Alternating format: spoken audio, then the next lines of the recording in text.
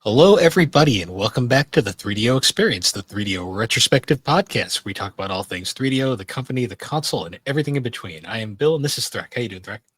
I'm drowning, Bill. How are you? I'm tired. I went to a convention over the weekend, and I saw a lot of people spend a lot of money. It was a Was time. was one of those people you? Well, I mean, of course. Just making sure. Mister, I don't have any money. And then the cons come and it's like, oh, where did all his money go? Yeah, I know. I mean, hey, I saved up. I actually budgeted for this convention for once. Like, I saved up Well, for good like for you. about 2 months. Good for you. So, Good for you. and I'm The- still like a little worried, but that's okay. Yeah, I'm drowning because when we hit October, there's going to be a 2 week period where I will not be on the show because I'm going to be out in Hawaii visiting family and doing Hawaii things. Like we're literally going to go to like a luau and make leis and all that shit, right? So I'm gonna be busy. I'm gonna be busy doing that. But in the meantime, I'm trying to pump out some content before I leave. On top of 3DO, I'm trying to get 2 episodes of Thrack Ops out before I leave. One of them should be out hopefully this week. I'm almost done with the script, so I'll probably finish it and start recording it probably the day this comes out.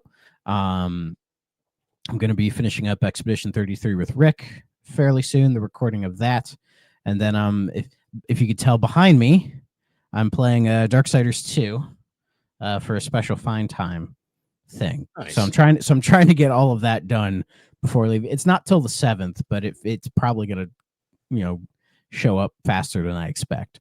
So yeah, so I'm drowning in all this content. And if you can see by my little video thingy here, the Vikings lost last night or Sunday night. It was a rough looking game. JJ McCarthy is now out for 2 to 4 weeks due to an ankle injury. So we're starting Carson fucking Wentz. Ugh. He's still around. Damn. Yeah, he's still around. So yeah, no confidence in him. I'm gonna pick him to win every week regardless, but not a lot of confidence in him this week. But the trials and tribulations that come with sports. So yeah. Yeah. I mean, NASCAR world, we had the biggest clusterfuck of a race I've ever seen, so that was fun. Yeah.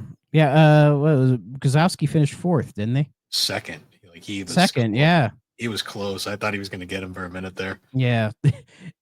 and I even said, I was like, why is he trying this hard? Because like it's not like it matters anymore. And they're like, I think it's just for his ego, just so he gets a win. I'm like, Wins fair a enough. win. Yeah, for sure. But in the NASCAR world, it doesn't matter anymore. So I find I find it weird that when you hit this like chase thing or whatever, if you don't have enough points to actually qualify to do anything, I'm like, why are they even racing? What's the fucking point? This is a reason why NASCAR fans are a miserable bunch of fucks who complain about everything because nobody is ever fucking happy about anything. I'm not a NASCAR fan though. No, I'm just saying as NASCAR fans in general, like they have been complaining about the playoffs for like 5 years now. And it's like just at the point where it's like, why don't we just go back to, what every other racing series does? Which is what do they do, Bill? You tell me. Season long points. What NASCAR did before they did this playoff thing. I'm fine with that. Yeah, most people are, but because it's like if you're going to do like a playoffs, then only the teams that or the racers that qualify should be racing in the playoffs. That's the idea. Like when the NFL hits the playoffs, it's not like the fucking Cleveland Browns are going to be there for consolation points. Yeah, I know. Like, what does it matter? I've brought this up many times. Like the way the current NASCAR point system works is so fucking stupid. You could win the first 30. I think there's 33 races in a season. You could win the first 32 races, like every one of them, but lose the last one and not win the championship. That makes no sense. Exactly. The way the champions is decided is like literally a 1 race free for all 4 drivers is stupid. Like you can have like the perfect season and get fucked over in like Talladega and just Then what does it matter? It doesn't. Just Mario Kart had it right. Mario Kart has it right with the point system. Just copy Mario Kart's point system. IndyCar and F1 have a normal point system, and they've always had one, and it's like it works fine. It's all because one driver, in 2003, one driver won the championship by only winning one race, but he was super consistent all year. And another driver won 8 races, but he like wrecked every other week, and he was like fourth in points, and people were all mad about that, and that's why we have this stupid system now. I mean, I think you should award consistent play. Yeah. Call me fucking crazy. Oh, it's funny. Like there was a very brief period where IndyCar was like, "What do you guys think of a playoff?" And all the fans were like, "No, like get away, go away." I Like, mean, don't again, bring- if you want to do a playoff where it's like only half the racers are racing and it's like more intense or whatever, sure, I guess. I don't know, well, if they want to do a true playoff, once it starts, they should just the top 16 that make it are the only ones that race. Yeah, It'd be the most boring fucking racing you'd ever watch because my god. But yeah, and it's like if they're not going to do that because they know it's stupid, it's like, well, then isn't this whole thing stupid in the first place? people have been complaining about it since its inception, and NASCAR refuses to say it's bad, and like they don't claim that's the reason why NASCAR's been failing since 2004. But it's besides the point. Sorry for my mini rant. I just did. No, it's all right. It's all right. I mean, I'm not ranting about the Vikings this week because there's really no point in that. It's a whole thing. So I'll probably go on some rant eventually, but for now we'll be fine. It's only game 2. I mean, we got time. Oh, and that's the thing. I'm not panicking because he's still like a young quarterback. It's his second start. He didn't look great last week at all, or Sunday night against Falcons. He didn't look great at all. But it's growing pains, especially when like half of your offensive line is hurt. When you're on like your third string tackle, there's only so much you can do, and then of course he gets hurt, and it's a whole thing. So it'll have lots of great quarterbacks have a bad first season. So yeah. I'm not worried about him. I think there are other things with the team that I'm more worried about than him. So Yeah. But this isn't a Vikings cast, so we're not going to get into that. But before we get into the game today, we're going to talk about the news. Not a lot in terms of quantity, but of course there was that direct. But we'll get to that in a second. Let's clear out the other things first. This, Steve linked this in the Discord like a few minutes ago, and I just wanted to throw it in there because I think it's silly. And that's a limited run have announced the Nickelodeon Splat Pack, which is a collection of old Nickelodeon games, which I'm like, okay, I'm fine with that, right? Sure, there's some good ones you could pull from.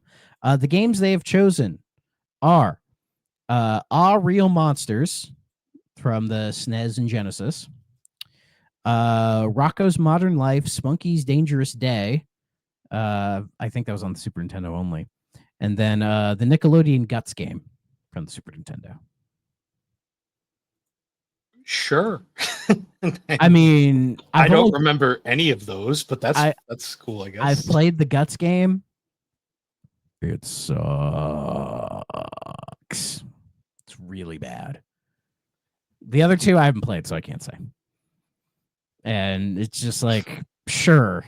Because it was funny when like Steve brought it up.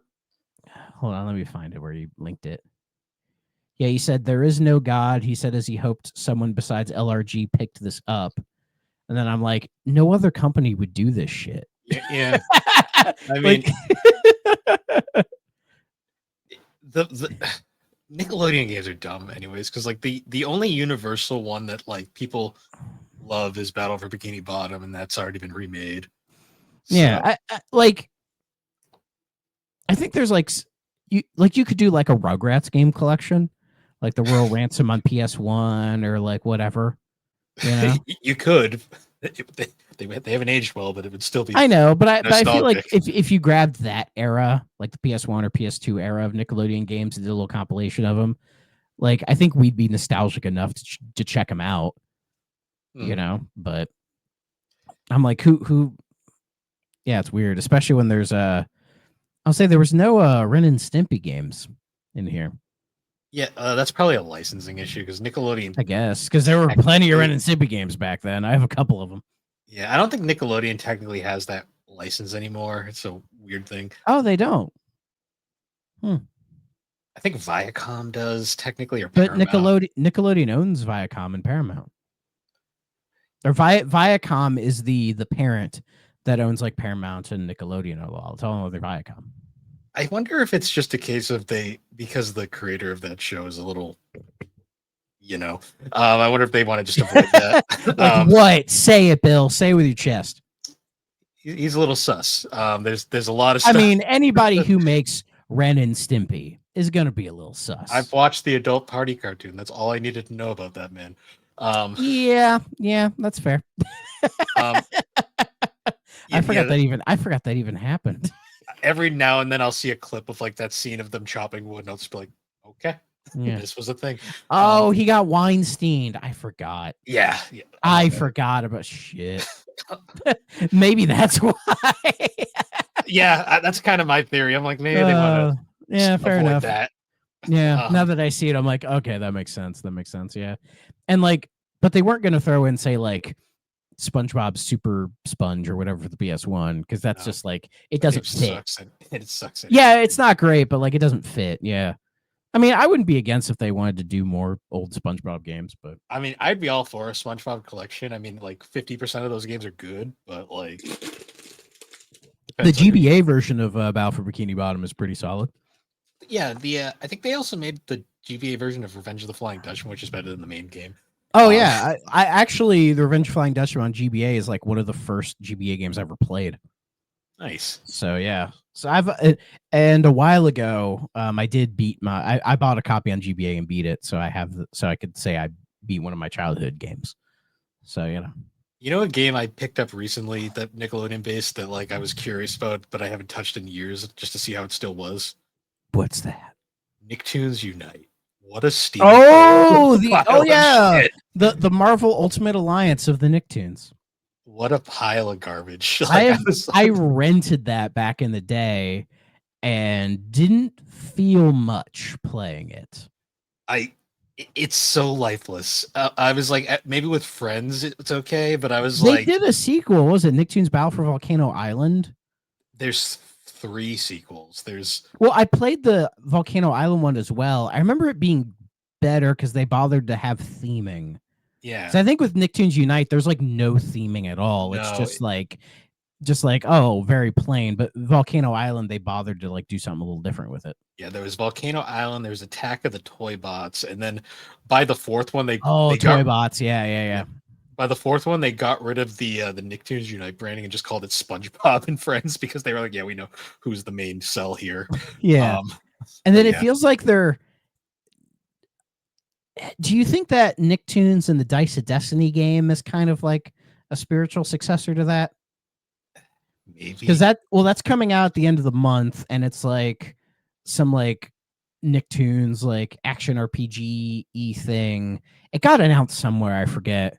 But I remember looking at it, I was like, oh, maybe, whenever I see this shit, I go, maybe. I don't know who's buying that collector's edition, but that's definitely a game that like I'll put it on the wish list, and when it's like $5, I'll be like, sure. Yeah. Give it a try. Like, the funny part about Nicktoons Unite was though, I forgot that the developer that made it is the same developer that made The Blob. And I was just like, damn, you made The Blob's not bad. Yeah, I'm like, they made a really fun, creative game, and then they made this. And I'm just like, okay. Because I remember when like X-Men Legends came out, there was a couple of other games that tried to do that. There was that like Marvel, not Marvel, that Marvel Ultimate Alliance was the spiritual successor to that. Yep. But I remember Justice League Task Force. Yeah, or whatever. PS2, but I knew what you're talking about. Yeah, but that didn't have 4, wasn't it? Just you just swap between Superman and Batman the whole time. I don't remember. I haven't. I honestly played it once and forgot about it. And also the Fantastic Four game based on the movie back then. Yeah, that was a clone of that as well. Yeah, if you remember that. That was an interesting period of gaming. Yeah, X-Men Legends likes. Because I mean they're like action RPGs, I guess. Yeah, I remember Legends 1 because you'd have this really fun It's great. I fucking love Legends. So yeah, my favorite was you'd have this like fun team, and then you'd have Iceman, and you'd be like, okay, the guy playing as Iceman, it's like you are on ice bridge duty. You make ice bridges. That's it. Yeah. It's So like more. It's somehow more demeaning than being the bucket bitch in Final Fantasy Crystal Chronicles. yeah. But yeah, I think I've told the story before. Back in the day when my mom got everyone, me and my siblings, a PS2. My siblings got GTA's 3, Vice City, and San Andreas, and I got X-Men Legends. And looking back, I'm like, I think I got the best game of the bunch. Not to disrespect the GTA, the PS2 trilogy of GTA, but like X-Men Legends has aged very well. Like It has. way, like if you have not played the Legends games, go play them. I think you'd be surprised. Like they're still like really solid.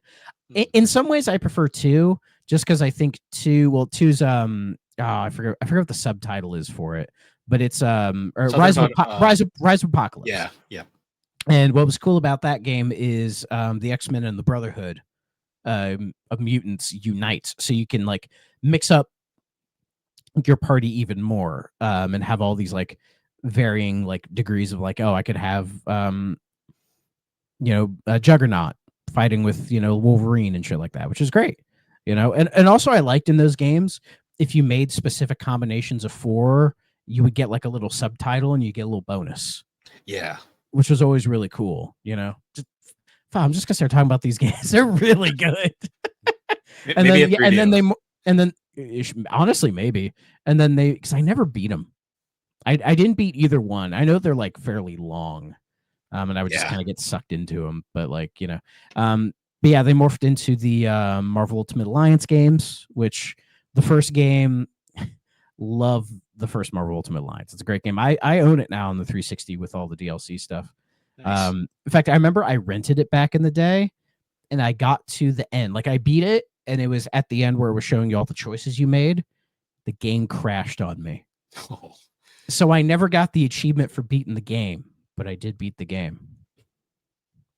Still butthurt about that. One of these days I will I'll get that up. And also that's where I discovered Moon Knight, but I yeah, digress. Anyways, yeah, there's that. Real quick. So Sonic Racing Crossworlds is coming out, right? We're excited for can't that. I can't probably wait. won't I probably won't be buying it till I get back, to be honest. Because if I buy it Fair. when it comes out, I won't really have time to play it. But Sega recently made a commercial for it, and it is an amazing commercial because it harkens back to the old. If you remember the old Genesis commercial about blast processing, Hmm. where it's like the Super Nintendo doesn't. What is blast? And it's like the race car with Sonic and like Echo and shit. And they're Yeah, like, and Super NES has this, and it's Super Mario Kart, and it's this like slow thing. yeah. They did that for this. They redid it to where there's like this like slower thing where it's like, oh, we all know that one car.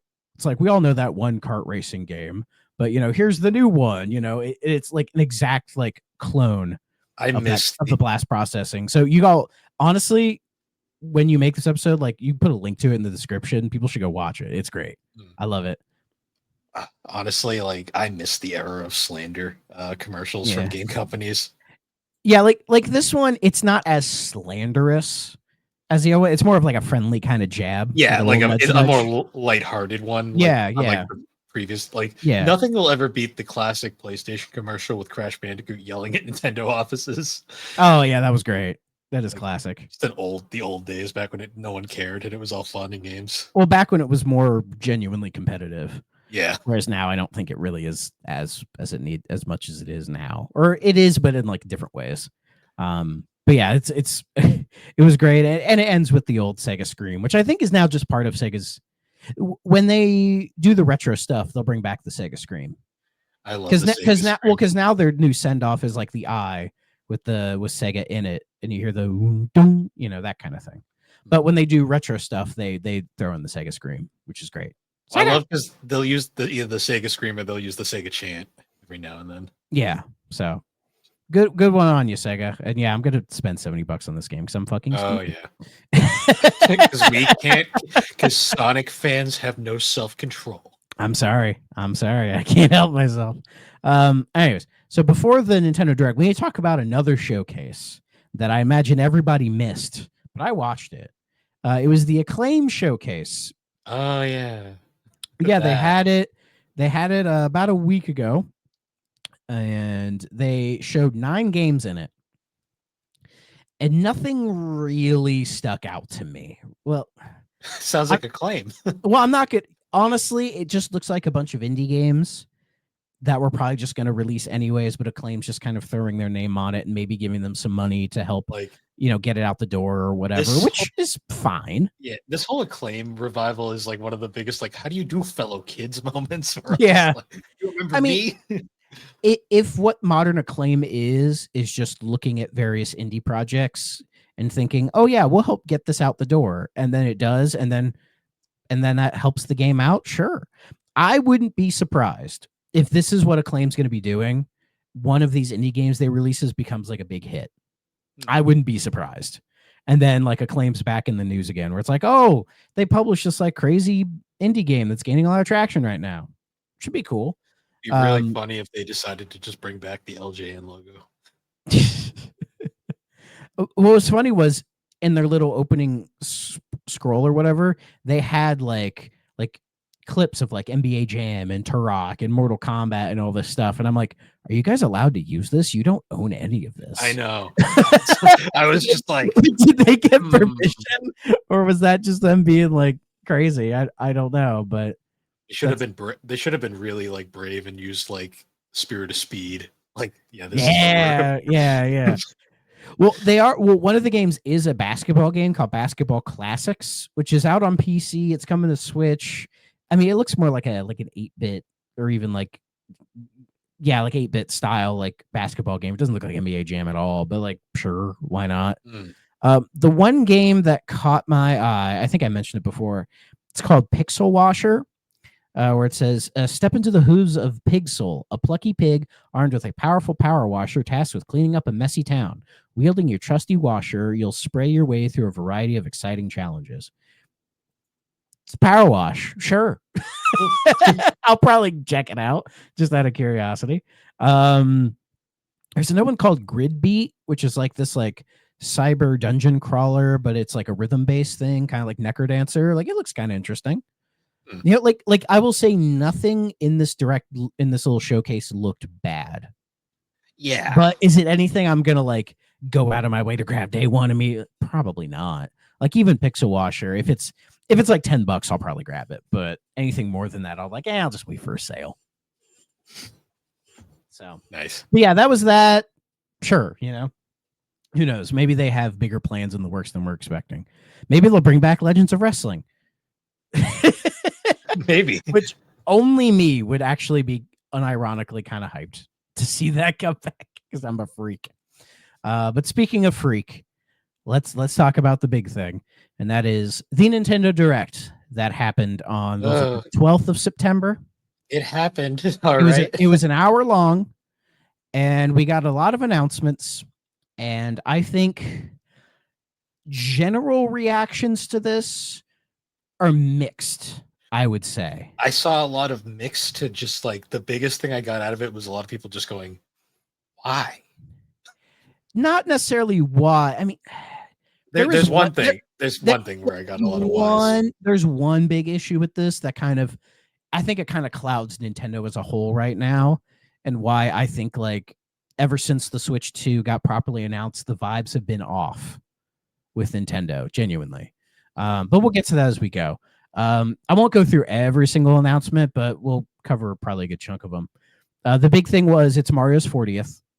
So they're like, oh, we're going to do all this Mario stuff, like ad stuff, the Nintendo Museum and a laser light show and sponsoring a marathon and all this stuff. And I'm like, oh, okay, where are the games? Like all stuff that gamers totally care about. I mean, sure, I'm fine. I mean, adding a bunch of like Mario development stuff to the Nintendo Museum is cool. Like that's like all that stuff is stuff that probably none of us have ever seen before. Like behind the scenes concept art of everything. Like that sounds awesome. I'd love to see that shit for sure. But the big things were they announced the next movie, which actually got leaked a couple days prior to it. Yeah, I was around and being like, that's okay. Yeah, but it's the Super Mario Galaxy movie. I think it makes sense to do a Galaxy movie, considering Galaxy is one of the few Mario games that actually has story to it. I saw a few people that were butthurt. They're skipping Sunshine. I'm like, what? Do we really need to do Sunshine? Like, I mean, I'd be fine. I think Sunshine would be an interesting concept for a movie, but that they could do that later. yeah, I was like, Like, I'm like, there's nothing stopping Nintendo from doing a Sunshine movie later. Nothing yeah. at all. I They could mean, do it later. we still don't know whether this a sequel will do well. Like, it might be like, Will the next Mario movie do well? Listen to yourself, Bill. you never know. I mean, some people might be over it. Bro, people love Galaxy. People love Mario. When have people ever True, been over Mario? true. I don't know. I'm a skeptic when it comes to movies. Well, I still haven't seen the first one, so I can't comment. Everyone has just said it's good, and I'm like, great. And I'm doing Galaxy. It's fine with me. Galaxy's great, right? Yeah. And then it gets capped with them re-releasing Mario Galaxy 1 and 2 on Switch. Yep. I mean, it's great to see Galaxy 2 finally make the jump 5 years later after we're like, dude, what the fuck? Because I remember when 3D, you remember when 3D All Stars came out. I don't think we met at that point, had we? No, I don't even think I had a podcast yet. Okay. But I remember when 3D All Stars got announced, and I was excited for it because I was like, this is cool. I was like, it's kind of weird Galaxy 2 isn't there. But some people were like, Nintendo probably didn't want half the collection to be Mario Galaxy. And I'm like, sure, but everyone's going to bitch that Galaxy 2 isn't there. And I was right. Everyone bitched that Galaxy 2 wasn't there because it didn't make any sense. And then, of course, everybody complained about the price back then. But I thought at the time, I was like, $60 for 3 games, $20 a game. That's not bad value for money. Like, I was more pissed that it was a limited release. And I think, and they did it in the middle of fucking COVID, which didn't help either. And it's one of the few games I like went and pre-ordered it. So they did, the FOMO worked. And that was, I went and pre-ordered a copy because I wasn't sure how many there would be. And I got it. And then we learned throughout that what year it was on the market that, they printed like a shit ton of copies. So you didn't have to worry about pre-ordering it. Like that whole year, I would go into like Best Buy or Walmart and it was right there. It was never sold out. That's exactly what I did because that was mid-COVID. Yep. I wasn't going to Walmarts during that era. I went into GameStop. They had none. I was like, okay, whatever. They were like, you can pre-order. We can get it to you in like a month. And I was like, no, I'm good. And then I went over to the Best Buy across the street and there was like 4 copies. I was like, yep. Okay. Yeah. See, until recently, Best Buy used to be my go-to place for getting physical games, but they're getting rid of those now. So fuck them. Yeah, now Best Buy sucks. There's like nothing in there. I know they used to be so fucking great. I used to love going in there, but now I hate it. Now I go in there and there's like 7 employees being like, "Can we help you?" I'm like, "No, I'm good." I'm like, you didn't hear the guy 2 feet away that I already said no. Exactly, but anyways, but Galaxy 2 is here. And yeah, it's weird they're re-releasing Galaxy 1, but it doesn't have any NSO counterpart yet, so it's fine, right? But what I think got most people was the price, as I was hinting at. So the bundle of the two of them is $70, but if you want to buy them individually digitally, they are $40 a pop. Now, if you remember, I just said on 3D All Stars when that came out, that was $60, and Galaxy would essentially be $20. Now, I don't know what happened in the last 5 years to say Galaxy 1 has now doubled its value on a collection of less games. When I guarantee you the version of Galaxy 1 that is in this collection is the exact same one. Guaranteed. Because all the new stuff they were touting is in Galaxy 2, like the new storybook and all that other stuff. It's going to be in the sequel. So, and I remember I had said if it was $20 digitally, Galaxy 2, I would have hopped right on it. And then people looked at the Wii U shop and they were $20 a pop on there. Mm-hmm. This is right up there with This is right up there with fucking Skyward Sword HD, which is more expensive than the fucking Wii version was when it came out new. Donkey Kong Country Tropical Freeze and all that stuff. But at least with Skyward Sword, they could make the argument that, like, they made a whole new control scheme for it and, did some other quality of life stuff to sort of... Did they? Originally Skyward Sword had to be motion controls only, but they gave you the regular controller option, which I think works just fine. I don't think that's I wish $10, but yeah, but also think about it. It hadn't really been re-released yet. So I know. I don't like Skyward Sword in general, so I was that's just kind of like, fair. oh, you want me to pay But like, more money for? but 60 was, yeah, it was a little much, but I again, know. it was like not that big a deal. But to me, I'm like both of these games being 70 together because I think we were so used to $60 that's like whatever, right? I We mean, just during got the used Wii to it. era, they were 50. Everything was 50 on the Wii. I Yeah, remember. yeah, I remember. Um, so, but yeah, but now that we've crossed that bridge going into 70, especially with like the current economic conditions, it's just it to me. Well, I did see one YouTube comment that basically said right now Nintendo's getting high on their own supply. And I think that's true. I think the incredible success of the Switch 1 has given them a bit of an inflated head to where they're like, we can get away with this. Because as I've said before, I said it about Mario Kart, I'll say it about this as well. The problem isn't necessarily that it's going to be 70 or $80 or whatever. The problem is Nintendo doesn't put their games on sale. They never lower the price. It's going to be that price basically forever. Right? Like Yeah. I never really bitch if like another company's new game is like 70 or $80 or whatever, because even if it's a bad price, it's like, yeah, but we know it'll go on sale eventually. But these don't. And that's the problem. Because you can't wait for a sale for these guys because they're not going to go on fucking Yeah. sale I mean, unless the store decides to do it, or say you find a used copy. But like say for me, I just want Galaxy 2. They're never going to do a digital sale to where that game's like $20. If they do a digital sale, it'll be like $33. And they're like, oh, we're giving you such a bargain.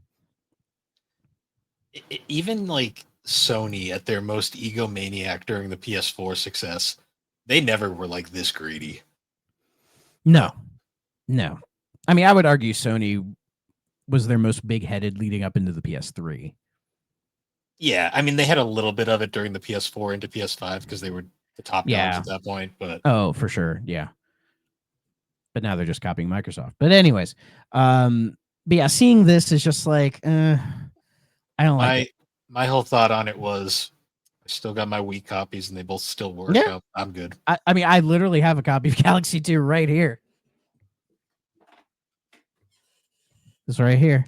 And I can't remember what I paid for it, but I do not think it was $40. And complete. Yep. It's got everything in it. And it's great. It's just it would be nice to play Galaxy 2 again on the Switch, especially because if I'm going on a trip, right? And it's like I'm going to take my Switch, Galaxy 2 would have been a great game to play on a trip. But not for $40, motherfucker. No. I don't need to play Galaxy again that badly. I play Galaxy 2 again. I haven't played it in a long time. Well, if I play it again, I'm Galaxy. Well, Galaxy 1, I did get the 120 stars a while ago and loved it. Galaxy 1 is so good. See, I'm at the point where, like, because I saw the argument where someone was like, yeah, but it'll be in HD. I'm like, if I really want to play it in HD, I'll just plug my Wii U in and play it. Dolphin. Yeah. So, yeah. Again, and all these people who just fucking go to bat for Nintendo. I know. Nintendo homers are like worse. They're the worst. They're the absolute worst. Xbox and Sony homers are bad, but like Nintendo homers take it to a new level. Again, they're all bad for their own specific reasons. They but are. The Nintendo ones seem to be the most annoying, especially because like they'll shit on anything that isn't a Nintendo game. And it's like, guys, open your horizons a little bit. There's some other good games that aren't made by Nintendo. I promise you. And I've never been that guy because, as I said back in the day, I grew up with Nintendo and Sega, and I always preferred Sega. Yeah. So I've always had that kind of slant from the beginning. But anyways, we'll keep going. There's a new Mario Tennis coming out. Mario Tennis Fever. Is Camelot making it? I think so. They haven't done a lot recently, so my guess is they're making this. I mean, it looks fine. It looks better than the last one, which was better than the last one. So yeah, like Aces was fine. It like if you buy and play Mario Tennis Aces now, it's better than when it came out because they added a lot of stuff to it to really clean it up. And it's a shame they didn't bother doing that with golf because that was my assumption was, probably in like 2 years it'll be good. But then after a year, they're like, we're done. I'm like, no, do more, please. But still haven't bought it because of that. But yeah, Fever, I mean, looks fine. It's another Mario Tennis. I'm not paying $70 for it No. because I think it's 70. Like fuck that. Also with all this like disappointing Mario stuff, they should have just dropped Sunshine in the GameCube Classics. Yeah. Like, Why not just be like, oh, go play Sunshine right now? I've been like, that's or best announcement. Go play that great Luigi's game. Mansion or something. Yeah, fuck it. That'd have been great. Let's see. Oh yeah, we're getting the Switch 2 edition of Mario Wonder, which includes like Bellabelle Park, which I think is just like a new area. Sure, probably not going to be worth the extra $20 or whatever it'll cost for that shit. I'm still not high on that game, so Yeah, I need to sit down and like properly play through it start to finish, but yeah. And then the last Mario announcement, to me, I think this was them pushing it, was Yoshi and the Mysterious Book. I find it weird that like they're like, this is in the Mario 40th anniversary, and it's a Yoshi game that doesn't have Mario in it.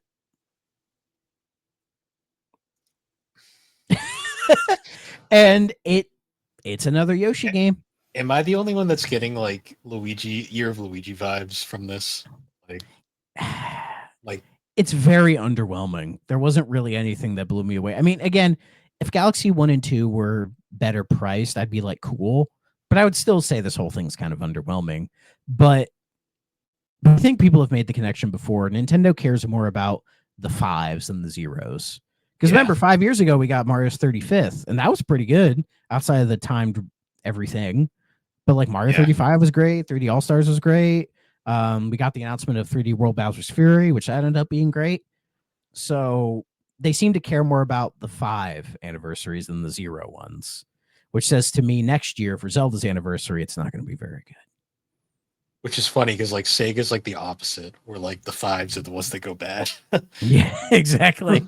So yeah, that was all the Mario stuff. I thought it was just kind of disappointing, because again, if they had just thrown in like, oh, just go play Sunshine on GameCube Classics, I'd be like, oh, that's a good thing. Go play. It's a great game. I'll vouch for Sunshine. It's a great game. Just don't 100% it. I never have because fuck the blue good coins. Man. Fuck a lot of things in that game. Well, I tried. Maybe one of these days I'll give it a proper go. But like the blue coins, I'm like 7 shines short or something. If you play it through just to get to the end, it is a perfectly fine, fun game. But if you try to get everything, holy shit, you'll be tearing your hair out because some of the shit in that game is infuriating. At least like Galaxy going for all 120 is fun. Oh yeah, because it's like well worth your time. There's no bullshit. Like there's no fucking Chuckster level. Fuck the Chuckster level. Galaxy has its own bullshit, but not to the level of Sunshine's for sure. Let's see what else there's. Square Enix confirmed the release date of FF7 Remake Intergrade coming to Switch 2 and Xbox. I don't think it's. Somebody tried to say, "Oh, that's coming to Switch 1 as well." I'm like, I don't think so. I think it's just Switch 2. I'd like to see the Switch 1 try to run it. That'd be funny. I think your Switch 1 would blow up. I'd love to see like a Mortal Kombat 11 variant where they just make it look like shit, but it runs great. I love that port so much because it's the worst thing ever, but it plays amazing. Yeah, I've seen the footage of that. But the FF7 Remake Intergrade, it's coming to Xbox and Switch January 22nd. So it just misses this year. They said this winter, so they're not wrong. And then they also and Square Enix also confirmed that the rest of the 7 trilogy is going to come to everything as well. So that Rebirth will be coming eventually, and then kind of hinting at the final chapter just being multi-plat day 1.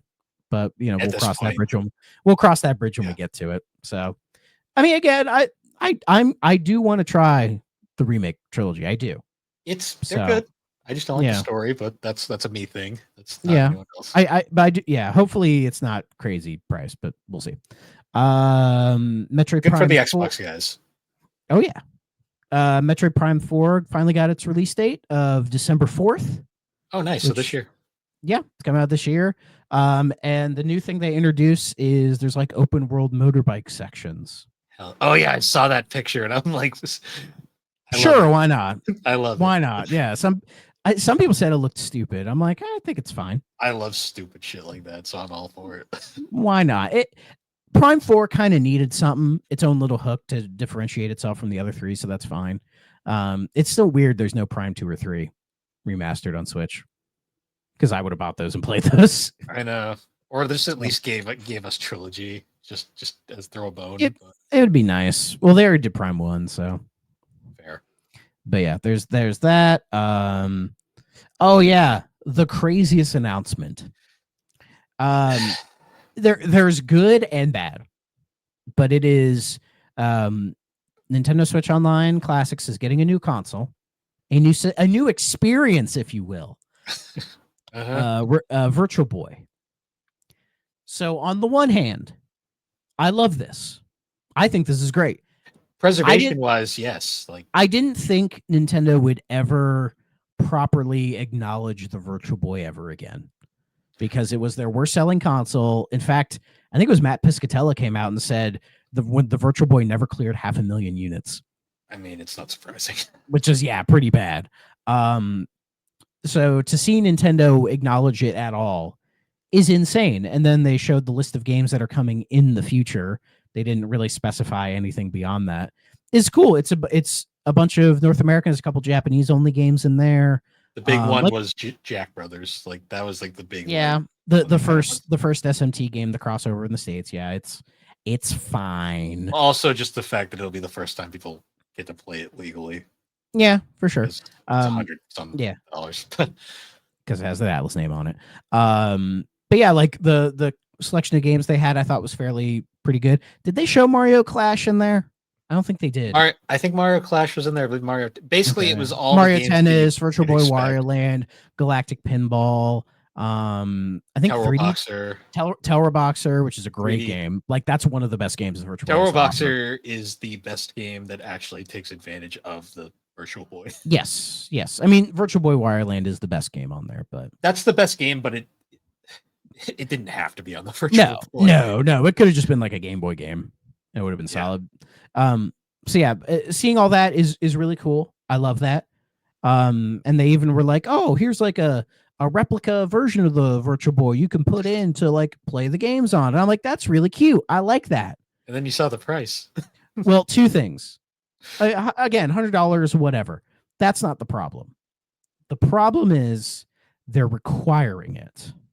Now, I just say this to multiple people because they were like, there's no way that thing's required, right? And I'm like, they said it twice.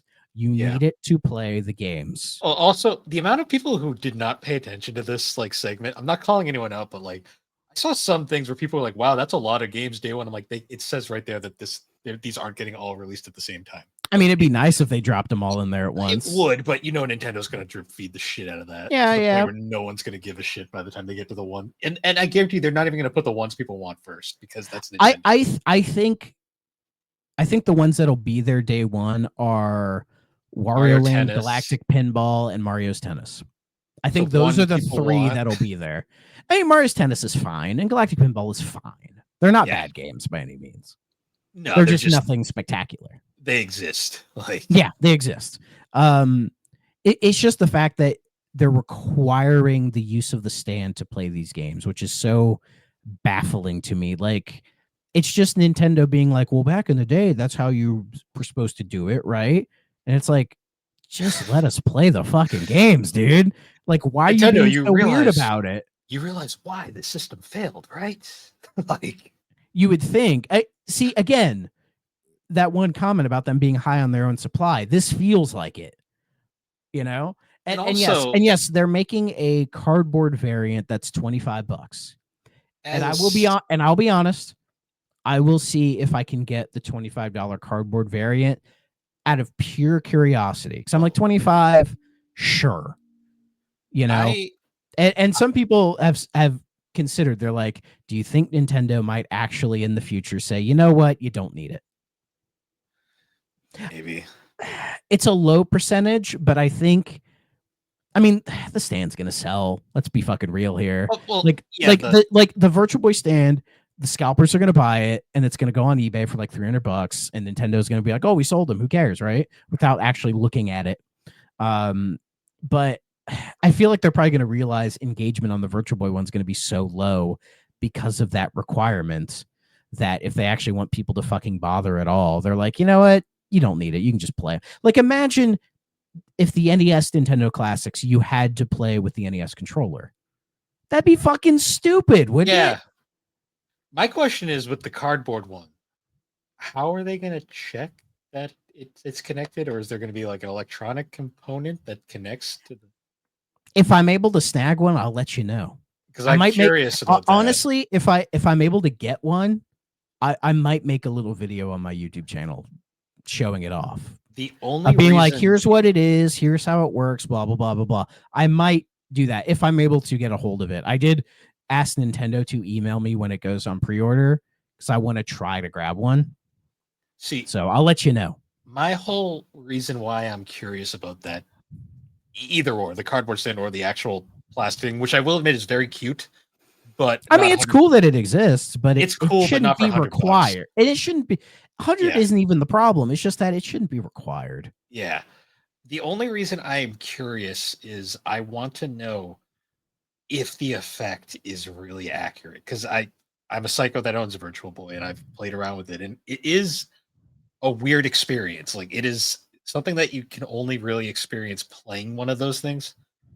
I want to Well, see how much they actually emulate it. I don't think there is.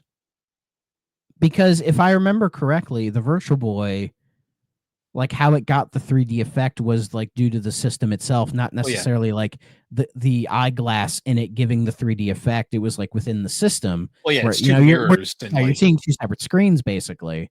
But like the Switch, they're not going to replicate that. At least I that's why can't I want to. imagine. That's why Unless that's why they're requiring the stand. Yeah, As you're that's thinking, what like, I'm it might curious be like about. you dock it into the Virtual Boy and it turns on like Virtual Boy mode, so it like does the two screen thing, which is possible. That's what But I'm even curious about. still, why the fuck? Why can't you just give us a one screen mode? Because there are Virtual Boy emulators out there. There's one, I think it's called Red Viper.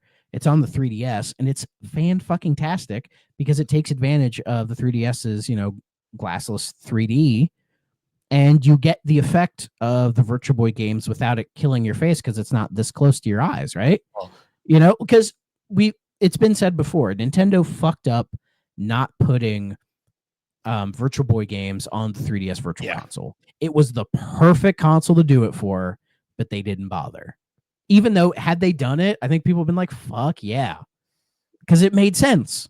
Use the 3D for it, but they didn't bother. But somebody on the homebrew scene did, and it's great. And it's like, man, if Nintendo did this proper, we would have applauded them back then for it. We absolutely would have. I will say, though, there are a lot of people who shit on the Virtual Boy who have never played one before, and it shows. I mean, most of the games aren't great. Well, it's not even that. I'm talking more about like the people who are like, you play it for 3 seconds and you get a headache. I'm like, yeah, if you don't set it properly, like there's a little dial and everything. Like, I think it's what it's like after. I think it warns you that, like, I think if you play more than like, was it like 30 to 60 minutes, you'll get a headache. I think it says in like the book, doesn't it? It does, but that, believe it or not, I watched a whole documentary on the Virtual Boy. That was before they actually got the test results back. They panicked and just like plastered all these warnings over it because they didn't know.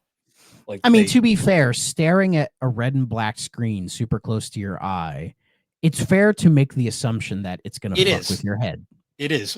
I believe the test came back though, claiming obviously people are young and was still developing eyes. That's a different thing. But like for an average person with fully developed eyes, it actually had no negative effects. Like it was a very interesting thing I read. But their main demographic has always been kids. True, although maybe that's why they threw it in there. Well, it was strictly so they didn't get sued. Like that's exactly why. Yeah, fair enough. The whole story behind the Virtual Boy is very fascinating. Oh yeah, the Virtual Boy was like, the original idea for it was fascinating, but Nintendo was not willing to spend the money to actually make Gunpei Yokoi's idea a reality. And it flopped so hard that Yokoi took all the blame for it and left to go work for Bandai and make the Wonder Swan, which is actually a really cool handheld in its own right. It is. But it's like, when I read everything, I'm like, it wasn't Yokoi's fault. He's had a really cool idea that was just way ahead of its time. And I believe it's also a misconception that Nintendo blamed him for it. I believe they didn't. I believe No, he just he took the blame. yeah. That's the thing Which that is people always that's a misconstrue. common thing in like I think Japanese business culture is that if something like that's a big failure, people take the blame for it, kind of a thing. They're willing Because he to was accept planning the on blame. leaving before that. Like this was the Yeah, Virtual I've Boy heard was like that. his last. Like he saw the idea and he was like, that could be cool. And that's the only reason he Yeah, did it. and I think the Virtual Boy conceptually could have been really cool, but it just wasn't. The tech wasn't there yet. I mean, admittedly, the tech is kind of cool. It's just something that I'm like, yeah, at the time this was too early. And I don't think anybody genuinely believed in it outside of No, Yokoi. I they don't really also think anybody. They just humored him. I think Nintendo just humored him because he had done such good work for them the that they wanted story to be like, goes let's just see what happens. the story goes is that during the pitch meeting, the people that brought the technology to Nintendo kind of like were doing their spiel, and apparently the head of Nintendo at the time, I forget his name, but he was one of Oh, the very Yamauchi. Yamauchi. Apparently, he just straight Yeah, up kind of a fell. dick. He's kind of a dick bag. Yeah, no, he is. I mean, all the water was a breath of fresh air. That's the thing people don't know. Wada's like the only one who didn't completely suck. Yeah, but apparently during the story is like Yamauchi just fell asleep at the table while they were doing the thing, and everyone was like, "No, this is great. That means he has full confidence in everything." And it's like, what? Okay, Whatever. But we're not going to go forever no, on the Virtual Boy thing. So, I well, know. we'll see. Again, if I'm able to get the cardboard version, I'll let you all know, and I will most likely make a video of it detailing what it is and how it works. So, I'm not going to spend $100 on that stand one. No, thank you. Let's see what else. Dunk on Bonanza got some paid DLC. It's like $20 and it's like maybe 2 hours of content. It's really weird. Let's see. The Pokemon's making Minecraft, so they're suing Pal World for ripping them off, but they can rip off Minecraft with a game called Pokopia, and it's fine. Interesting how that works. Oh, did you also see that Nintendo trademark thing that they're trying to do? Yeah, I saw that. We won't get into it now. Yeah, I don't have all the details in front of me. Yeah, that's kind of gross. But yeah, seeing them rip off Minecraft, I'm like, wait, so you can do it, and because Microsoft doesn't give a shit. But like, whatever. Though honestly, Pokopia doesn't look bad. No, I saw one look at that. Like I saw it. I'm like, the audience for this will love it. I was like, I saw that. I went, I know many people in our community and my sister who will absolutely adore this game. It reminds me a little bit of Dragon Quest Builders. Yeah, I saw which that. Is a game that I need to play more of because I've put some time into it and I quite like it. I think I have both already. Builders was literally just Minecraft with direction. Like that's really what it was. Honestly, that was always my big issue with Minecraft is just give me something to do. Because if I just roam around and do nothing, I will get bored. Let's see what else. Oh yeah, ZA is getting paid DLC. This is modern Nintendo. They're catching up to modern trends, announcing DLC before the game's even out. And they're doing it so fucking Nintendo, like, and it's like, god damn it. Yeah, being really shitty about it. And then the other Nintendo announcement, but this is a good one. New Fire Emblem. Yeah. So I've been hearing forever, or for the last few years now, that there's a remake of Genealogy of the Holy War in the works, and that it's been done, and Nintendo is just finding a place to fit it in. And at this point, I am starting to cast a little bit of doubt on that because there's been many chances, many spots where it could have slotted in and been just fine. So the fact that now we're getting a brand new Fire Emblem that's not engaged, thank God. It looks more like a proper follow-up to Three Houses. In fact, it's like Koei Tecmo's helping out with it because Three Houses was Intelligent Systems and Koei Tecmo, right? Three Houses was mostly Koei Tecmo, and Intelligent Systems kind of just came in and said it was good. Said we're like, do that, change that, everything else is fine. Hey, whatever works. Because Koei Tecmo made arguably the best Fire Emblem game. I'm saying that right now. That's fine. It's the only one I've played start to finish, so that's fair. Shows what I mean. But yeah, but this new one, Fortune's Weave, looks great. I gotta say, the combination of Prime 4, this new Fire Emblem, and then Bonanza and all that, I'm getting to that point where I'm like, we're getting closer to justifying a Switch purchase, a Switch to buy. We're getting there. The Fire Emblem is probably for me the one that's going to do it. Yeah, Prime 4 is really the catalyst for me. Well. I think when I hit the end of this year into next year, I'll kind of see where I'm at and if I can justify buying it or not. Yeah, Yeah. maybe I'll wait for the fire because that Fire Emblem looks great. That one looks really cool, so I'm excited for it. I pay at Retro World. I paid fucking 150 for the fucking special edition of Three Houses because I was I like, saw that. because I missed it as when it came out, and like I was like, I need it. And then outside of that, third party stuff, Hades 2 is getting a proper release date. Happy for the Hades 2 Cool. people. Mortal Kombat Legacy Collection, its digital release is October 30th. So you'll know what I'll be doing that day. Nice. Oh yeah, there's that new Hyrule Warriors. Who gives a fuck? Cool. If you like those games, that's good. Sure. Danganronpa 2 is getting a remake. Nice. Sure. I mean, it gives me an excuse to play Danganronpa 1, which I will be doing very soon. But the two announcements that got me very excited were the remake of Fatal Frame 2 Crimson Butterfly coming next year. So Koei Tecmo, they have the Fatal Frame, like they own it now. They brought it back from Nintendo because when they did the Maiden of the Blackwater remaster re-release a couple years ago, I think it was Switch only for a little bit. And then when they bought the license, it went to everything else. And then when they did Mask of the Lunar Eclipse, that came to everything day one. So I think this Fatal Frame 2 remake is going to do the same. And that's exciting because I haven't played those other two Fatal Frames and I really want to. It's just the price has always been a little iffy. Like it's not Nintendo bad, but it's just a little high for my taste. Fatal Frame 2, I might jump in because I think depending on the price, but I think even if it's say like $40, I'm like, that game is really good anyways. Like that's the best game in the series for a reason. And I played a bit of it long time ago. Like an ex-girlfriend of mine loved this game. She had it on PS2 and used to play it all the time.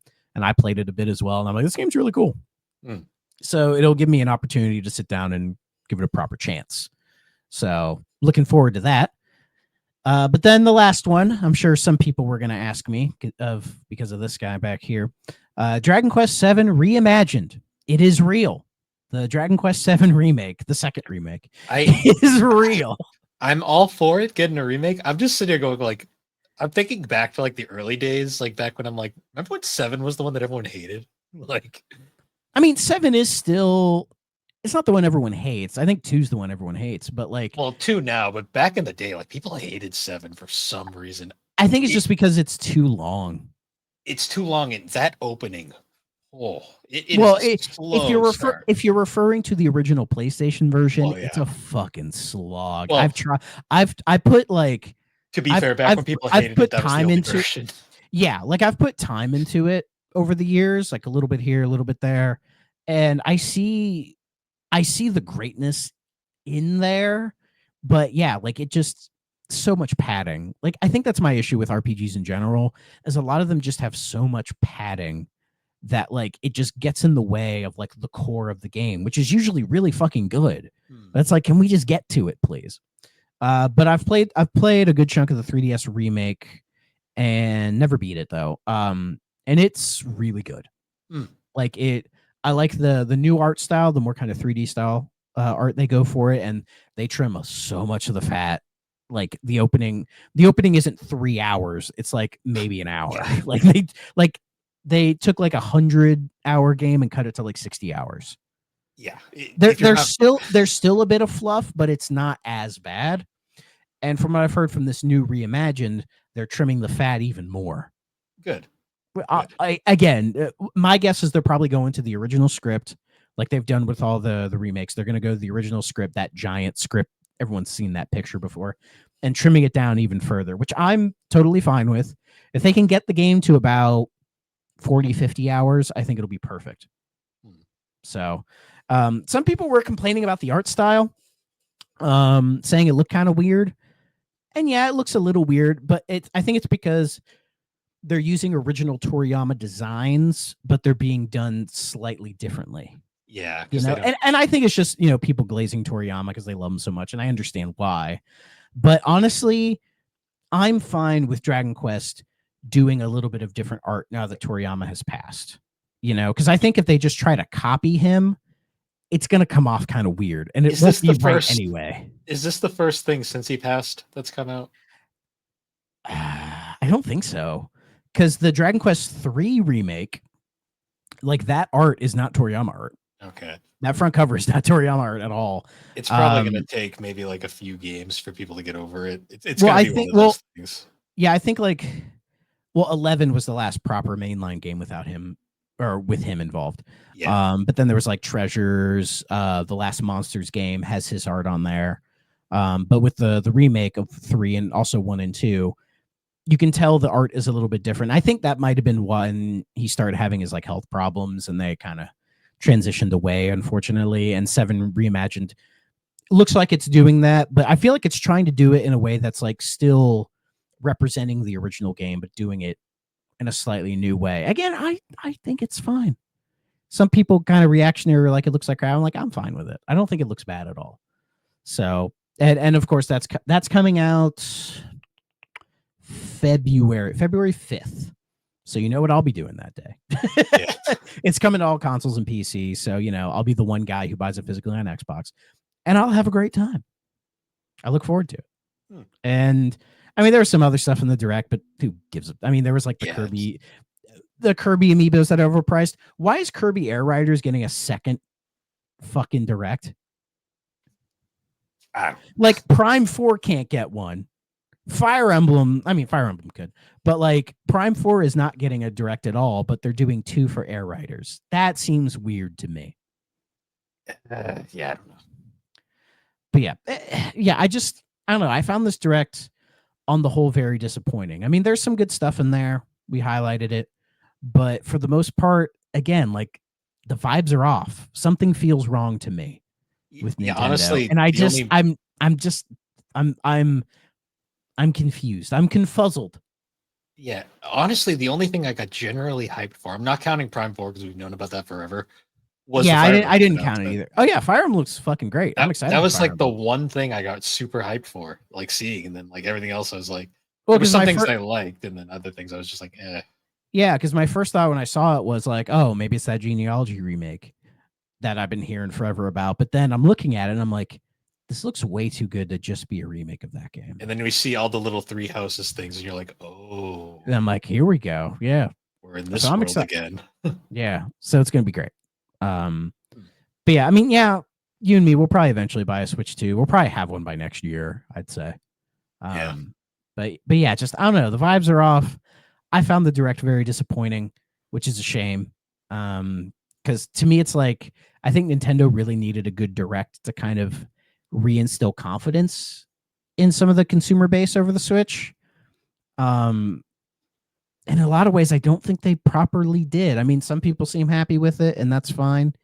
But I think unless you only play on Switch 2, I don't see why you would say this is like a great direct. Yeah. Because like, yeah, all the Resident Evil games are coming. Sure, I could play those on like anything else. What does it matter? And yes, they're not cloud versions; they're native versions of Switch 2. That's a good thing.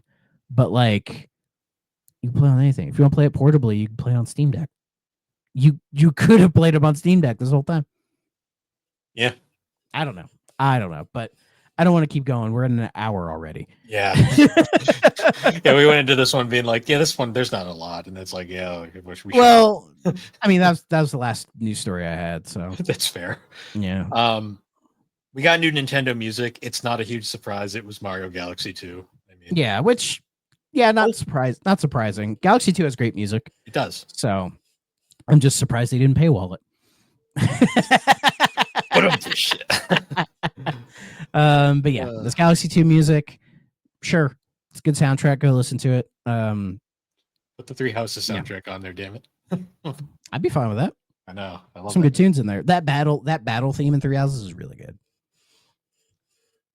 But anyways, now on to everyone's gonna think we got like an hour plus out of NeuroDancer. We did not. No. Well, thankfully now we have these wonderful captions that are auto-generated and they're hilarious. Oh yes, I look forward to looking at the audio captions. I've been looking through them for all the previous episodes that have them, and it's hilarious. Some of the stuff. I haven't scrubbed back, but I probably should. But yeah, so NeuroDancer. Full title. 1 second here. NeuroDancer Journey into Journey the into the NeuroNet. Neuronet. This was one of Whatever those that means. This was one of those moments where I was playing this on emulators. I'm not paying for a fucking physical of this. Fuck that. No. I've said it before on previous episodes, but there's a local retro store by me that has a complete in-box copy of NeuroDancer Journey into the NeuroNet, like really good quality. They're asking $400 for it. Yeah. And I at one point I said to him, I'm like, if you dropped it to 40, I'd buy it. And they laughed at me. I mean, yeah. And I said, well, I guess you're never going to sell that thing, are you? Some weird gooner will buy it. There's not even that much to goon here. I know. Well, so this is like weirdly a spiritual successor to the porn games episode that we did with Dre back on 69. Still one of my favorite episodes we've ever done. Just, the three of us bouncing off of all the weird shit that happened and everything is just great, right? Dre's a great guest. Yes. So, and we had mentioned that we missed this one because it wasn't made by Vivid. It wasn't made by like an actual pornography studio. So this was done by a company called Pixis Interactive. Yes. Which do you know anything about these people? So fun. They don't have a Wikipedia page, so I had to go to our good friends over at Moby Games. Yeah, shout out to Moby Games. Actually, Pixis only published it. It was developed by Electric Dreams. They made one other game. Do NeuroDancers dream of electric sheep? So I love on Moby Games. I'm sorry. I love on Moby Games. They have 2 games listed, and next to NeuroDancer it says not safe for work, and I'm going like, no, not really, but okay. The only other game they've released is a game called Angel Devoid, Face of the Enemy. Now that sounds great. That cover is something. Well, on Moby Games, they also have another game that's called Space Sirens: The Ultimate Sex Simulator.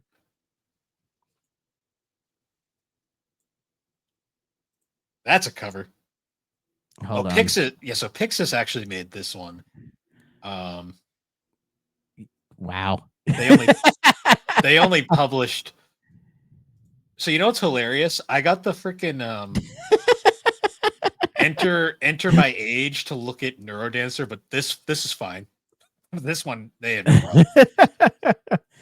Okay, Moby Games. It's clear it didn't bode well for them, did it? Oh, it had a sequel too. Oh, hell yeah. Which is even oh god, they made a game called Ultra Vixen. What the fuck is this? It's an Ultra Vixen. What do you want me to tell you? It's got 3D anime girl on it. Made by Akuma Studios. That's why you got excited. No, I'm just more like confused. I'm always gonna give you shit for that. Yes, I like anime. Yeah, I know. I'm just teasing you. Anyways, so this game came out in 1994, year of my birth, and Wikipedia describes it as an adult action maze video game. Which is, that's basically what it is. So it starts, and there's like a woman stripping, sort of, and then there's like a weird cyberpunk looking dude watching on a screen. I think he's a hacker, and he's more like a voyeur, I guess. Cyber voyeur. Hacker voyeur. I guess. Is it implying if you watch pornography on the internet, you're just a voyeur? We're not here to talk about those deep metaphorical things. So you're watching all this, and then you get to like the start screen or whatever, and it's like there's like something beeping over on the side, and you're pressing the buttons, going which button does anything, and then it's like, oh, here, and then you just like you can scroll through all kinds of videos, man. The one with like the used car salesman is my favorite. Used car salesman is good. I like the weather guy. The weather guy is the most like that straight up looks like something me and my friends would have made on YouTube. Yeah. Like, And there's like footage that looks like they literally filmed it in the office. Like they just grabbed a couple of the devs and they're just like, "Hey, do this thing real quick. Like Oh run yeah, that around and do weird this like thing." square. Like I was like, what the fuck is this? Yeah, very confusing game. And then you get like profiles of these various girls, There's and three of it's them. Yeah. yeah, and it's like whatever. I don't know. And then you find out you're just a robot, and once you're able to like do things, you're just kind of going through you're going through this maze, and you just go to various doors, and you're trying to like hack them or unlock them Yep. to get to other screens to look at other shit. Yep. And I'm like, what the fuck is this fucking stupid crap? It's a It game. I mean, more it's more of a game than any of the other porn games. it is, but it's also like nothing. It's also the least porny of them. Yeah, like in a way, I don't think they knew what they were doing with this. No, like literally, like the whole time I'm playing. This was one of those games where it was late at night. I was playing. I'm literally sitting there going like, "What the fuck am I doing with my life right now?" Um, that was my thought while playing NeuroDancer. I was like, I'm like, this is really my life now. I, I've Um, I've stopped questioning that when we play games for 3DO. some of them though, I get a laugh. This one, I'm just like, what is this? Yeah, I was very confused. Yeah. And then you start playing rock paper scissors with the Y- girls. I was gonna say, you know, it's not good when you're staring at boobs and you're like confused, and not even a half chub, nothing. I'm Yeah, just like like, what's going on? well, because like the whole thing is you go through the maze and you eventually get to play rock paper scissors with a girl, and eventually, if you do everything right, she does a little dance for you, a really bad dance. Like it's like it's like I'm like I wasn't gonna say, I'm yeah, like they're not putting the dancer in NeuroDancer. I'm like, oh, this is the selling point of the game, and it's bad. And I'm like, it's like there's three girls they hired for this. I'm sure they're wonderful people. I mean, they might be like dancers or whatever, but like, I hope they got paid. That's I'm gonna say. Um, I hope so too. but like basically, they start out in like skimpy clothes, but they're not like naked or anything. No one gets full nude in this game. I don't think so. You only ever see like boobs and butt. That's about it. Yeah, and it's not even I mean, anything major. it's about the same length as the Vivid ones, but like the Yeah, Vivid ones, there's more like implied stuff that happens here. There's like nothing like that at all. yeah. It's just like they dance really badly and take their clothes off, and it's like I'm just like who's good? Who's this for? Like that's what I was like. I'm like there's nothing hot about this. This is just I'm just like watching this confused. Like I'm like Yeah, yeah, and it's just like half the time I don't know where the fuck to go or what to do. The game doesn't. I mean, there might be direction in all of those videos the game gives you to watch, but like it never like tells you to go and like watch this one. This guy will like tell you what to do or anything like that. It's not Daedalus Encounter where Daedalus Encounter does like a half decent job of guiding you on what to do. yeah. This doesn't do anything like that. There's And also like no story. It's just kind of they give you this basic like, hey, hackers, cool, yeah. Rock, paper, scissors, dance. Like that's it. yeah, and it's like, why would a robot care about this? Yeah. Like I'm like sitting the whole time, I'm like, we're not even like a brain in a jar like in Daedalus, like which was funny. Like Well, this is and there just was like story behind that, There was like they tried to like make it kind of cute, but here they do not bother at all. no, I'm like I'm sitting here and I'm like this was made for a certain demographic, and I don't even think it's effective at what it's made for. The problem is it's a little pretentious Yeah. Like because at least the Vivid games, they know what they are. those were Those dumb, but Vivid like they knew they products, were dumb. Mind Teaser knows exactly what it is. And it succeeds at that for better or for worse. And like Whereas this the is like coven it's was at least trying entertaining. Like this yeah, is like just yeah, but this is like trying to be legit, quote unquote, like and it is not. it's even worse when like the two most nothing of the Vivid games, the one like endlessly and sex, the one that's just called sex. Um, those two are the most boring out of those ones because it's basically just erotica with no substance.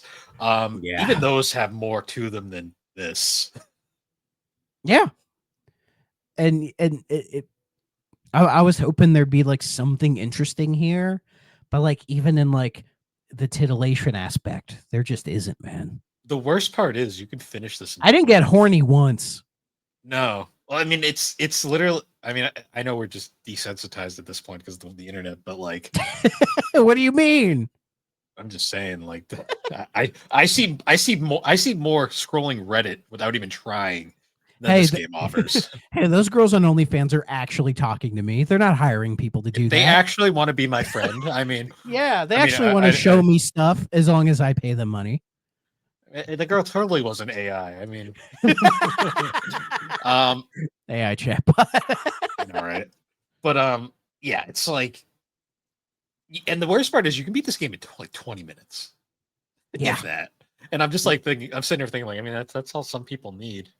I mean, but, you know what I mean. Um, you know what the best is too? including taking your pants off. Takes me about 18. It takes me about 18 minutes to take my pants off. Yeah. You know what the funniest part was though? Like I was like really curious for like reviews on this, like to see what people had to say. So I go on YouTube, and of course, there's one review. I'm like, Mhm. okay, cool. I watched it. It wasn't a great review. No offense to the guy, but I was like, whatever. What year was it? Like 3 years ago. No, fuck. And I I don't was know. going to give the guy a credit, be like, 2008, whatever. Everyone's trying No, to just be the nerd. I got more annoyed by the fact that one of the first things he says is like, it was released for the 3DO, but no one gives a shit about that. And I'm just like sitting going like, okay, I sir. mean, he's right. I We're know. the only ones talking about it. I know. But I'm not gonna mention the name. I don't want to throw him under the bus or anything. But yeah, I Yeah, saw. I don't know either, but if you're out there listening, fuck you. No, I'm just kidding. No, I'm sure I'm sure he's a nice guy. I'm sure you're a great guy who doesn't do anything stupid. Except that one thing you did. You know what you did. He was reviewing I this, know and to be fair, like he wasn't wrong. It's kind of not great. Yeah, it's not a good game and it's not good masturbation folly. So what is this even for? The funniest part was though, I was wondering how much of this game you'd actually be able to find on YouTube, and I'm like looking through. Aside from that review, there's like a few clips of like the Hacker Man, and like Yeah. the advertisements. None of the actual like dances. I'm like, yeah, that figured. Even though like borderline, you could probably get away with that on YouTube. Like I've seen worse. I mean, yeah, Um, that's the thing. There's nothing really here. yeah, and I was just like, okay, I'm like, yeah, that doesn't surprise me at all. Like this is probably this is like definitely in that obscure half of like the 3DO library. The obscure half. Like, you know, it's Or like great. obscure 2/3. Yeah. You know, it's great. Also, I love that the compose.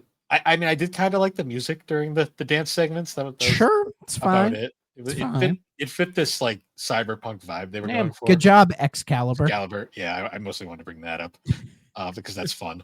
I'm assuming that's a pseudonym, but No, it probably was like the name of like some like music production company oh that maybe you yeah. that you can hire to make music for games or like movies or TV or whatever. It's probably something like that.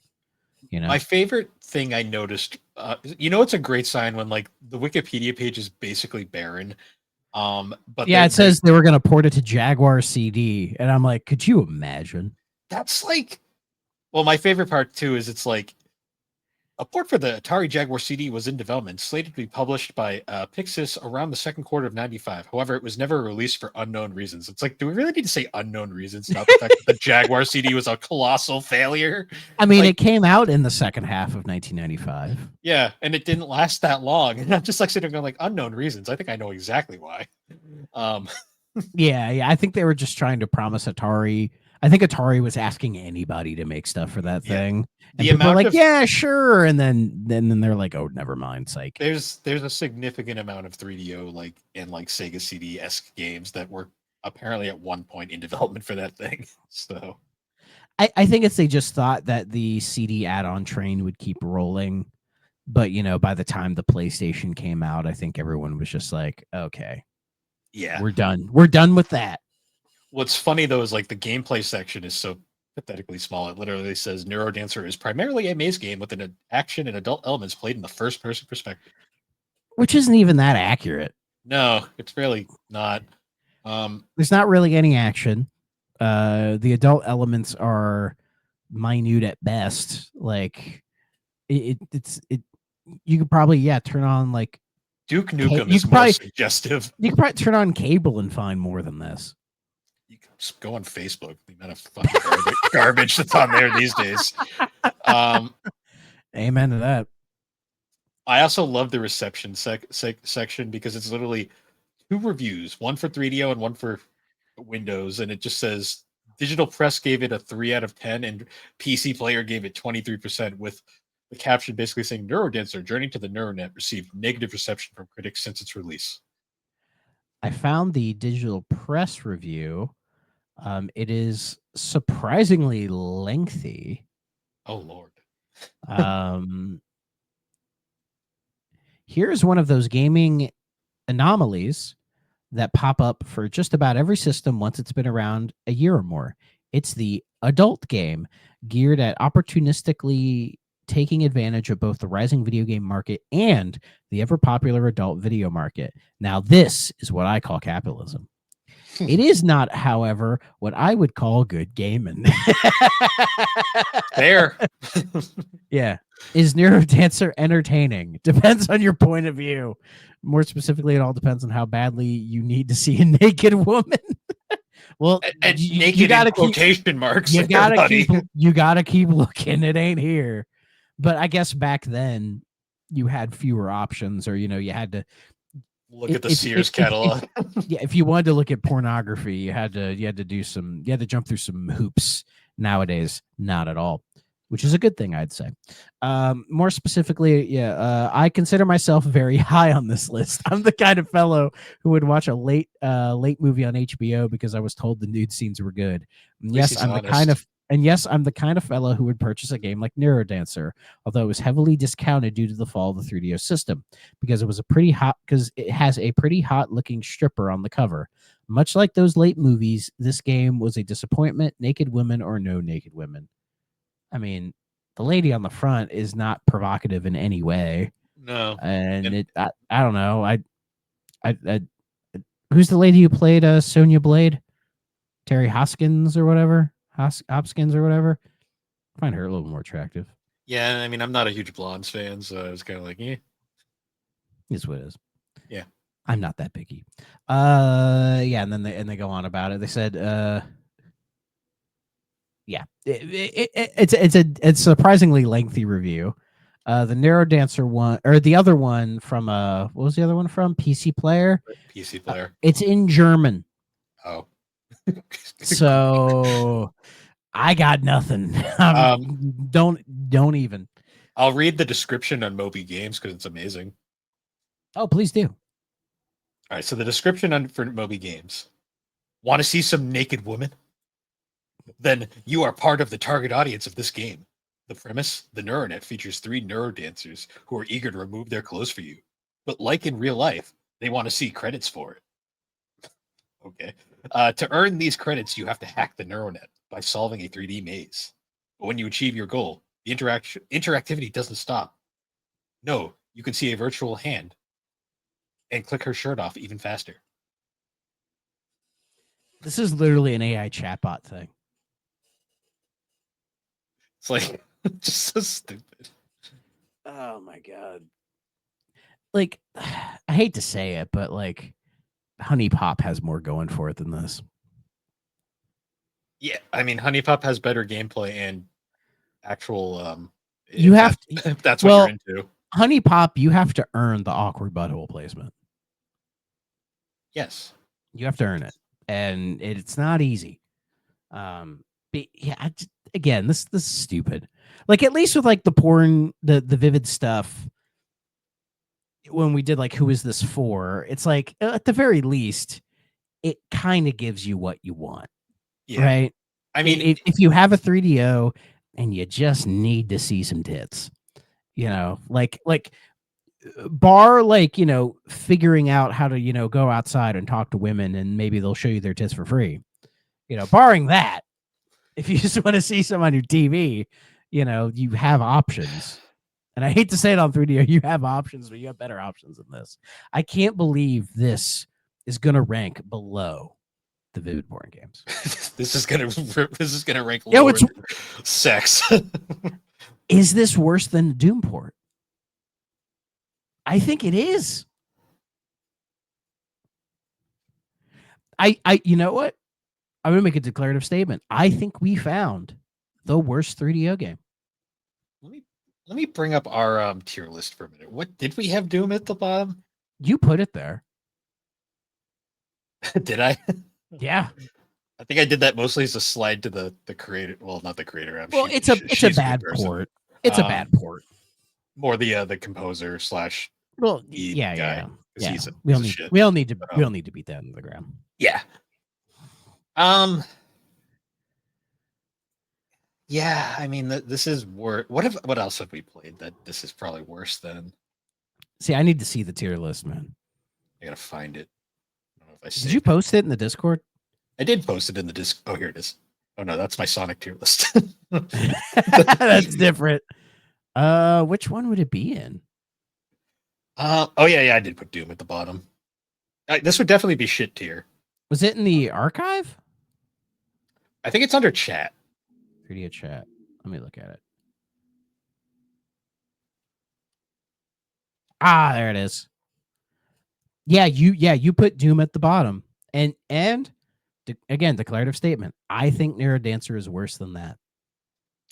Yeah, because at least there's a good game.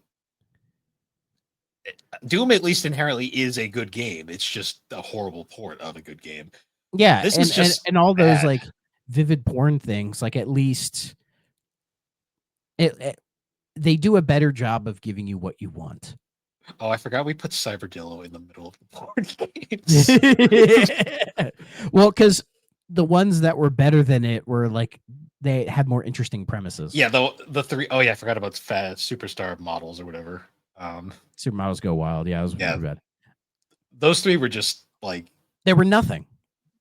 Yeah, they had nothing going for them. But they have more going for them than NeuroDancer because NeuroDancer is a bad game. It fails at doing anything sort of adult or titillating.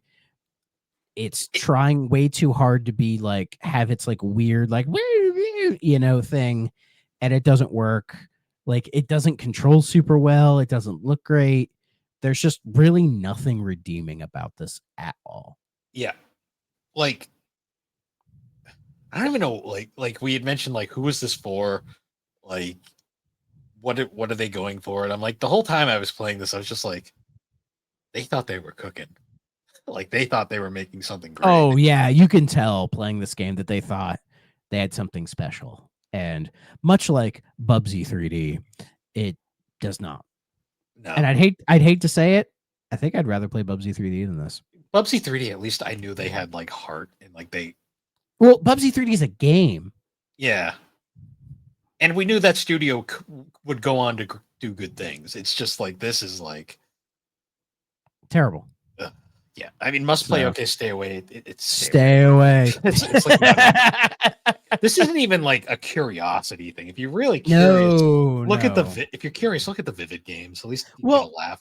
We've said it before. Like, if you're curious to any of the Vivid ones, just go Mind Teaser. Like, it's actually a game. Yeah, Mind Teaser. There's something there, and I don't know. Mind Teaser has like a weird charm to it that the other ones don't. But also, like like Blonde Justice, The Coven, like you're watching these and they're like, this is weird, but like you're kind of you're like, this is it has something. See, that's like those are like up there with like you find those compilations on YouTube of like it's like the porn but with just the acting scenes, not the actual porn. Which is sometimes more funny than the actual like product. Like it's more especially the gay porn ones. Those are hilarious. They're all, the acting's hilarious because it's good. So they think they're actually like top level actors sometimes. No, they don't. They do not. Some of those performances are great. Yeah. I mean, I've heard it said before, like at the AVNs, the Adult Video Network Awards or whatever, if you win Best Actor, doesn't mean jack shit. No, you want to win Performer of the Year, which is different. It's like how many variations of this lady getting stuck in the washing machine are we going to see? How many stepbrothers does this woman have? Like, lady. I just love the image. You just see her stuck in a trash can. It's like, wow. Like, And you're like, well, I guess I'm just gonna have to fuck her out of it. Like, uh, the setups are just so I gotta stupid, but I warn my love mom them. not to listen to this one. Well, in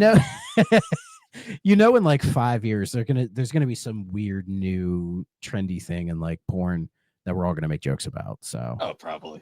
and But I wonder what that's gonna be. It'll be funny. yeah, but this one is no question. Stay the fuck away. Like this is Yeah, like we're past like a drummer's playing the Pornhub intro theme is haha. Like we're past that now because it's been overdone. yeah, this is just bad. Yeah, this sucked. Yeah, and it's gonna be funny when people look at this episode and they're like, "You guys got an hour and a half out of that," and it's like, "Nope." Then I'm gonna just We say, complained about Nintendo more. look at the time. Look at the timestamps down below, and you'll see. Yeah, seriously, look at the times. Save yourself. But Yeah, that was terrible. But yeah. I think on the plus side, we hit rock bottom. I legit don't think anything will play on 3DO will be worse than this. I could be setting myself up for failure. I could, but I feel confident in that I don't think anything we do on this show will be worse than this. Yeah, like this was just kind of insulting to play. Like it was like this isn't even like there isn't even like an entertainment value. This was just like I was scratching my head the whole time, being like, huh. If Like if I had paid $400 for this, I probably would have asked for my money back. Yeah. And it would have been a whole thing. Yeah. That's why that's why I'm glad we have this podcast, because so we can tell those collectors, don't waste your money. Well, no matter how curious you are. This is why I'm glad emulation exists, so we can try it. Yeah. Or find the PC version. It's probably cheaper. Like, yeah, it's probably my abandonware if you look hard enough. Probably. I mean, so, but yeah, fuck this game. Yeah. And not even in the fun way. No, those you could tell those women, if they are strippers, they are, because no grabby. No. But anyways, so next week we'll be playing an actual game. Was Flying Nightmares? Flying Nightmares, which I found a physical copy of at Retro World. So that's sick. Cool. So we'll be playing that. The name is surprisingly not what when I actually booted it up, I was like, oh, this is not what I expected with this name, but okay. It's a game. So that's all we can say. Well, now you got me curious. It's gonna be you're gonna be you'll be whelmed. That's the best way I'll put it. I mean, anything's better than this. That is true. But yeah, so next week look out for Flying Nightmares. Yeah, look out. They're flying. Before we Your nightmares can fly. Yeah, they sure can. Before we sign off, Thrak Ops 4 is going to be hopefully this week. It'll be out either Friday or Sunday. I'm just about done scripting it. I got to round out the script tomorrow, but I'll probably start recording it tomorrow and then get the work in, and hopefully it'll be out Friday. If it's not out Friday, it'll be out Sunday. So nice. Stay tuned. And then hopefully, if everything goes according to plan, Thrak Ops 5 should be out the 6th of October. Nice. That is the plan. And then yeah, that'll conclude the mainline World War II entries, and then we'll jump into Modern Warfare. Nice. Looking forward to that. Modern Warfare is the one I'm curious about, because I know that's like the game for a lot of people. It'll be an interesting episode for a couple reasons. I have some things planned for it already, so stay tuned. Nice. But yeah, look out for those. And with that, everybody, once again, thank you for joining us on the 3DO Experience. So you can find the 3DO Experience on all the major podcasting platforms, particularly Apple Podcast and Spotify. And be sure to check us out on the SuperPod Network. superpodnetwork.com. Awesome site where you can find a whole bunch of different blogs, videos, podcasts. The Bubsy blog is finally out. Be sure to check that out. You can see four guys all be upset about a game they played. Yeah, that is out. We have set up. We're going to be doing Spooktober, where we're all going to be covering a spooky game for October. So check in on that. The fantasy critic draft in Superpod has finally been updated. Nave has come out of his hidey hole vacation. Well, he kind of needed a break, and has updated it finally. So who knows? We might even end up doing the Q2 update for it at some point, which would be nice. So Nice. stay tuned. I'm in third place. Fuck, I was in second for a little bit, but Yeah. who knows? Hopefully, Keeper gets me back there, man. 'Cause I'm looking forward to that game. Nice. And other than that, look forward to Geek Addict's 100th episode is coming up. Thrak joined us for that one. Oh God, that We was watched, a fever. That was a fucking fever dream, dude. yeah, we watched a bad movie and we talked about it. So you'll hear more about that One in of the the future. one of the worst movies I've ever seen. Yeah, but it was weirdly entertaining to watch for the wrong reasons. Only with you guys. If I'd done it by myself, I Yeah. would have hated it. I really wish we recorded the riff track because it honestly was more funny than the actual film. It was literally so bad. I went to my letterbox and went like, what's like a good movie I haven't seen yet? Because I need a fucking good movie. And so Yeah. I'm in the middle of watching Catch Me If You Can, which is a Spielberg movie Nice. from the early 2000s. It's pretty good. Nice. But yeah, with that, everybody, once again, thank you for joining us, and we will see you all later. Bye bye.